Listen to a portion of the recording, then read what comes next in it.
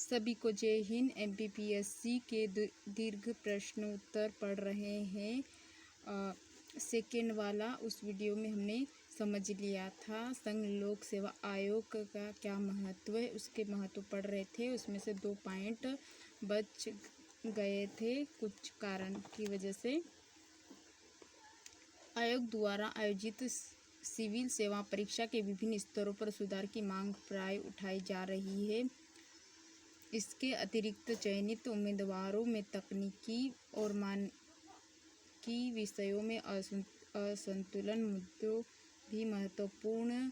संघ लोक सेवा आयोग संवैधानिक संस्था है। इसके उचित कार्यकरण सुनिश्चित करके देश के लोक सेवाओं का अधिक दक्ष बनाया जा सकता है। इसका हम संघ लोक सेवा आयोग का महत्व मतलब क्या है, इसका अर्थ समझेंगे। संघ लोक सेवा आयोग यूपीएससी भारत का एक संवैधानिक निकाय है। यह भारत में सरकार के अधीन आता है और भारत के संविधान के अनुच्छेद 315 और 323 के तहत स्थापित है। यूपीएससी कामों में यह शामिल है, उसे हम संघ लोक सेवा आयोग कहेंगे। जैसे कि प्रश्न 3.2 संघ लोक सेवा आयोग क्या महत्व, इसमें सुधार हेतु सुझाव वर्णन कीजिए। ये समझ लिया है। हम इसका अथवा वाला समझेंगे। राजनीतिक दल परिभाषा दीजिए तथा भारत की दलीय व्यवस्था की प्रमुख विशेषता बताइए। इसका उत्तर पढ़ेंगे। राजनीतिक दल क्या है, राजनीतिक का मतलब समझेंगे। राजनीतिक दल लोगों का एक ऐसा संगठित गुट होता है जिसके सदस्य किसी भी साझी विचारधारा में विश्वास रखते हैं या समान राजनीतिक दृष्टिकोण रखते हैं। यह दल चुनाव उम्मीदवारों उतारते हैं और उन्हें निर्वाचित करवा कर दल की कार्यक्रम लागू कराने का प्रयास करते हैं। उसे हम राजनीतिक दल कहेंगे। नागरिकों अपेक्षित विचारधारा पर आधारित संगठित समूह जो देश समाज के हित संवैधानिक साधनों का उपयोग करके सत्ता में भागीदारी प्राप्त करना चाहते हैं, राजनीतिक दल कहलाते हैं। भारत दलीय व्यवस्था की प्रमुख विशेषता पढ़ेंगे। फर्स्ट वाला पॉइंट है बहुदलीय प्रणाली। भारत की बड़ी आबादी, सामाजिक क्षेत्र भिन्नता, सांस्कृतिक बहुलता आदि के कारण भारत में बहुदलीय व्यवस्था पाई जाती है। जैसे कि बहुदलीय प्रणाली यानी कि बहुत समाज के लोग सारे इकट्ठे होना, ज़्यादा मात्रा में उसे बहुदलीय प्रणाली कहेंगे। क्षेत्र दलों का प्रभाव। भारतीय प्रादेशिक विविधता फलस्वरूप क्षेत्रीय मुद्दे प्रभावी होते हैं, जिन्हें राष्ट्रीय स्तर पर लाकर क्षेत्रीय दल राष्ट्रीय राजनीतिक हिस्सा बन जाते हैं। क्षेत्रीय दलों का प्रभाव। अलग अलग क्षेत्र में दलों का भी प्रभाव पड़ता है, उसे हम क्षेत्रीय दलों का प्रभाव कहेंगे। तीसरा वाला है गठबंधन की राजनीति है। बहुदलीय प्रणाली और क्षेत्रीय दलों उपस्थिति परिणाम स्वरूप 90 के दशक से राष्ट्रीय प्रादेशिक स्तर पर गठबंधन दलों की सरकारें महत्वपूर्ण भूमिका निभा रही है। गठबंधन की राजनीति जैसे कि भाईचारे की भावना विकसित करके राजनीति में आना और कार्य करना गठबंधन की राजनीति कहेंगे।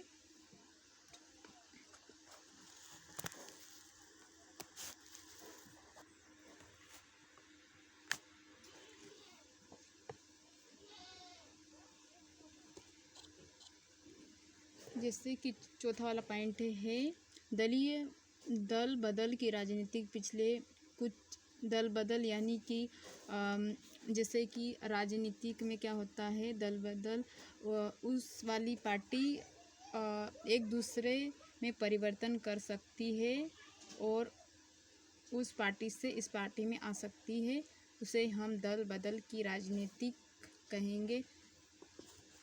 पिछले कुछ वर्षों से भारतीय राजनीतिक दल बदल की स्थिति पुनः दिखाई देने लगी है और लालूपता, धन की चाह आदि के कारण दलगत राजनीतिक भूमिका कमजोर पड़ती नजर आ रही है।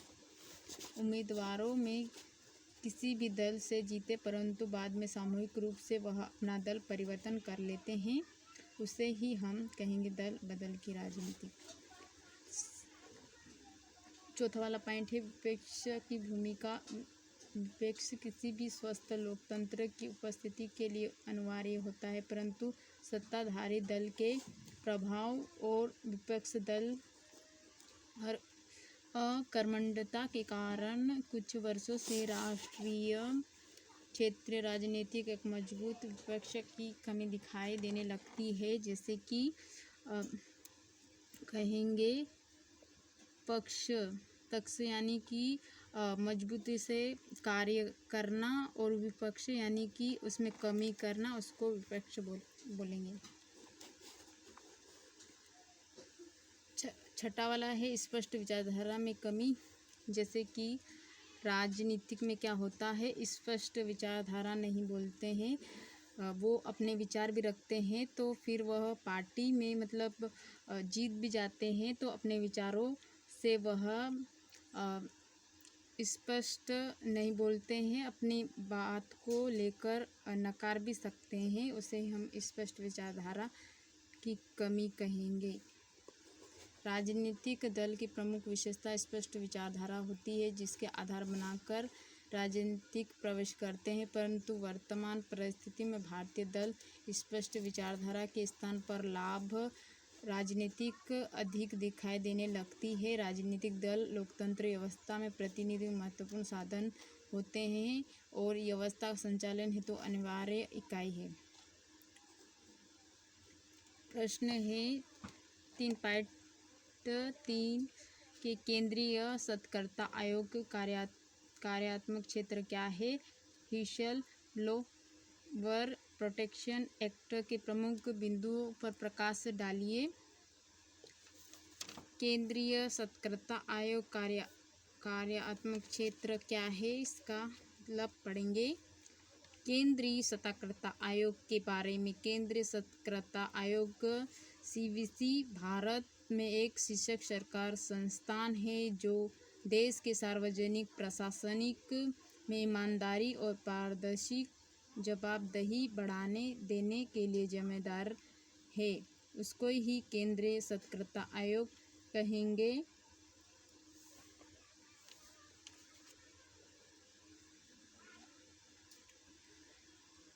इसका उत्तर पढ़ेंगे।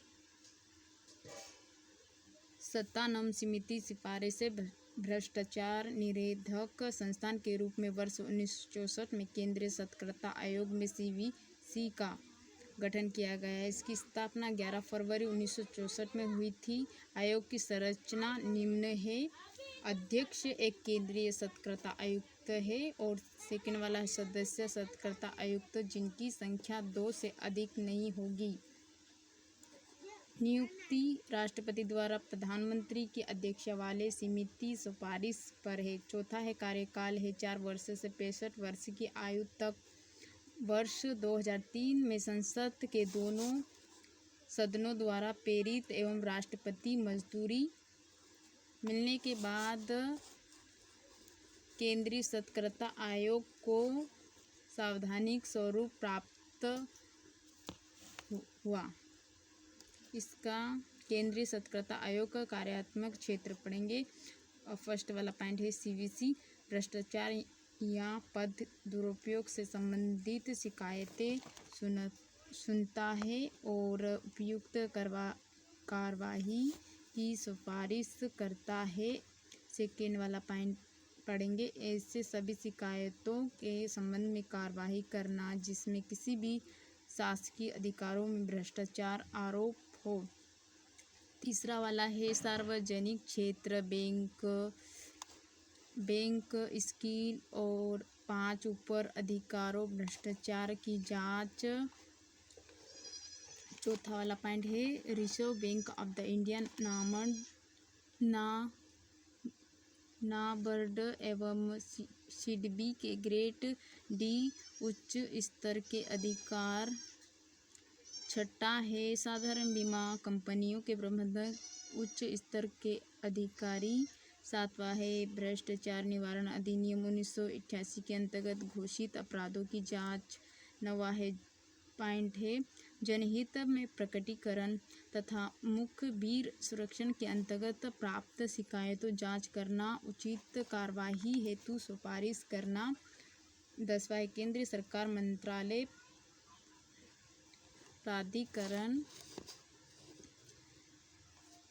प्राधिकरणों के सतर्कता प्रशासन पर दृष्टि रखता है। 11वां है राजपत्री अधिकारियों उसके समांतरण कर्मियों भ्रष्टाचार से संबंधित मामलों की जांच करना है। इसके हमने कार्यात्मक क्षेत्र पढ़े हैं। व्हिसल ब्लोअर प्रोटेक्शन एक्ट के प्रमुख बिंदु पढ़ेंगे। भारत में व्हिसल ब्लोअर का व्हिसल ब्लोअर्स संरक्षण अधिनियम 2014 द्वारा सुरक्षित किया जाता है। इसके प्रमुख प्रावधान निम्नलिखित है। फर्स्ट वाला है भ्रष्टाचार की शिकायत करने वाले कर्मियों का पहचान गुप्त रहेगी। सेकंड वाला है जरूरत पड़ने पर ऐसे लोगों को सुरक्षा प्रदान किया जाएगा। तीसरा वाला है भ्रष्टाचार की झूठी शिकायत करने वाले विरुद्ध कार्यवाही सजा भी प्रावधान किया जाएगा।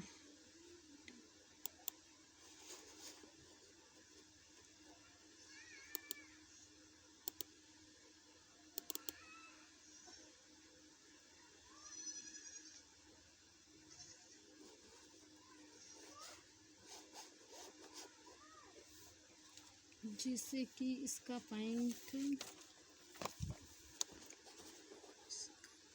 आ नहीं रहा।